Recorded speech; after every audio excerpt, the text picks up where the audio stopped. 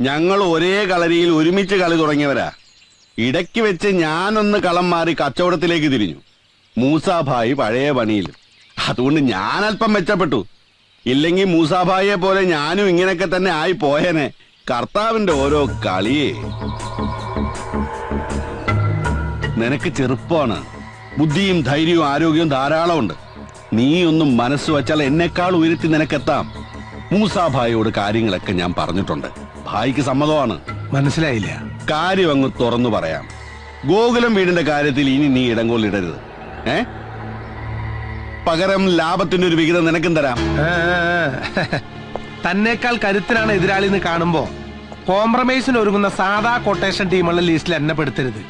ആദ്യം ഗോകുലം വീടിന്റെ ഡീലിങ്സ് മാറ്, എന്നിട്ടാവും നമുക്ക് ബാക്കി കാര്യം സംസാരം.